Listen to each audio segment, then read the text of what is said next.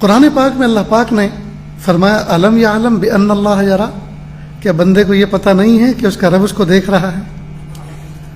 تو اللہ تعالیٰ کے دیکھنے کا احساس، اللہ تعالیٰ کے دیکھنے کا احساس اللہ کرے ہم تمام کے دلوں میں پیدا ہو جائے۔ اگر یہ احساس پیدا ہو جائے کہ میرا رب مجھے دیکھ رہا ہے، تو پھر جج کا قلم غلط انصاف نہیں کرے گا، پھر انسپیکٹر کی قلم غلط فیصلے نہیں لکھیں گے، پھر وکیل کی ترازو غلط نہیں تولے گی، پھر بازاروں میں خرید و فروخت کرنے والے وہ جھوٹ نہیں بولیں گے، اس لیے کہ سب کو پتہ ہے میرا رب دیکھ رہا ہے، میرا رب دیکھ رہا ہے۔ اسی چیز کو روز اول سے اللہ کے محبوب صلی اللہ علیہ وسلم نے صحابہ کرام کے اندر پیدا کیا، اور اسی چیز پر صبح قیامت تک علماء مشائخ محنت کرتے آ رہے ہیں۔ اور جس دن ہمارے باطن کے اندر یہ جذبہ پیدا ہو گیا میرا رب مجھے دیکھ رہا ہے، میرا رب مجھے دیکھ رہا ہے، بس انشاءاللہ ثم انشاءاللہ پھر ہمارے اوپر کسی کی نگرانی کی ضرورت نہیں۔ اپنے شیخ کو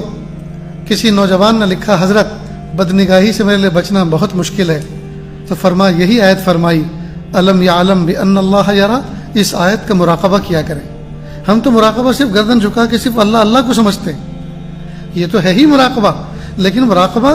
در حقیقت نام ہے گردن جھکا کے اپنے دل کو کسی چیز پر متوجہ کرنا۔ تو ذکر پہ متوجہ کرو گے تو اللہ کی ذکر کا مراقبہ کہلائے گا، کسی آیت کے معنی پر متوجہ کرو گے اپنے دل کو تو اس کا مراقبہ کہلائے گا، جذبات تشکر پر اپنی نعمتوں کا استحضار کر کے اپنے دل کو اس پر شکر پہ متوجہ کرو گے تو اس کا مراقبہ کہلائے گا، اور اپنے دل کو اگر موت کی یاد پر متوجہ کرو گے تو مراقبہ موت کہلائے گا۔ تو مراقبہ موت ہوتا ہے، مراقبہ شکر ہوتا ہے،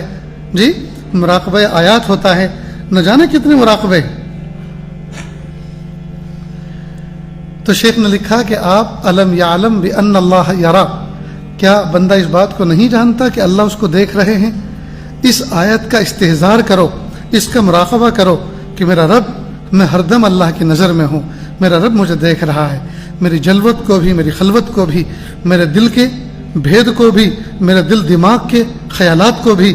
ہر چیز کو میرا رب دیکھ رہا ہے، اور وہ اس بات پر قادر ہے کہ وہ سب کے سامنے مجھے رسوا کر سکتا ہے، وہ اس بات پر قادر ہے کہ ابھی آسمان سے بجلی، کڑکتی ہوئی بجلی برسائے اور مجھے جلا سکتا ہے، وہ اس بات پر قادر ہے کہ پہاڑوں سے پتھر لڑکائے اور مجھے کچل سکتا ہے، لیکن میرے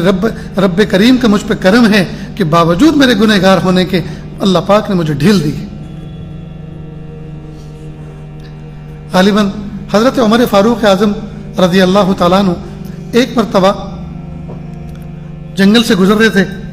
ساتھ میں ایک خادم بھی تھے، ساتھی تھے، تو دیکھا کہ ایک بکریوں کا چرواہا بکریاں چرا رہا ہے، تو سوچا کہ ذرا دیکھیں اس کا ایمان کا فگر کیا ہے، تو کہا اے بیٹا سنو، ایک بکری کا دودھ دھو کے ہمیں پلا دو۔ تو کہا نہیں، میں بکریوں کا مالک نہیں ہوں،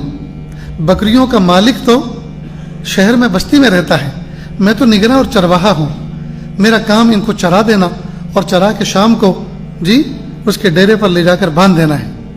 جو ان کا مالک ہے وہی ان کے دودھ کا بھی مالک ہے، لہٰذا میں آپ کو دودھ نہیں پلا سکتا، سوری، معاف کریں۔ حضرت عمر فاروق اعظم رضی اللہ تعالیٰ عنہ نے دوسرے انداز سے بات کہی کہ سن بھائی ایک بات، ہم مسافر ہیں، بھوکے پیاسے ہیں، ہمیں تم ایک بکری بیچ دو، ہم اس کا راستے میں دودھ نکال کے پیتے رہیں گے، اور آخری منزل پر ہم بھی جا کے بکری کو بیچ دیں گے، ہمارے پیسے ہمیں واپس مل جائیں گے، اور تم بکری بیچ دو گے تو تمہیں بھی پیسے ملیں گے۔ تو کہا اور مالک، اس کو کیا جواب دوں؟ مالک کو کہہ دینا کہ ایک بکری کو بھیڑیا کھا گیا، آئے دن جنگل میں تو بھیڑیے بکری پہ حملہ کرتے ہی رہتے ہیں۔ تو اس نے کہا ان کان ھذا الامر فأین اللہ، اگر اس طرح سے میں اپنے مالک کو بیوقوف بنا بھی دوں تو میرے اللہ کہاں گئے؟ وہ تو دیکھ رہے ہیں نا، وہ تو یہ سب سن رہے ہیں، یہ جو آپ مجھے سجیشن دے رہے ہیں، یہ جو پلاننگ تیار کر رہے ہیں، اس سے تو وہ واقف ہے نا۔ حضرت عمر فاروق اعظم رضی اللہ عنہ اس کی کمر تھپ تھپائی، شاباش، اور اللہ کا شکر ادا کیا کہ الحمدللہ میری ماتحتی میں جو رعایا وقت گزار رہی ہے وہ ایمان کے اس مقام پر ہے کہ کوئی نگراں ان کی نگرانی کرے یا نہ کرے، لیکن ان کے باطن کے اندر یہ چراغ روشن ہے، وہ اس بات کو جانتے ہیں کہ میرا رب مجھے دیکھ رہا ہے.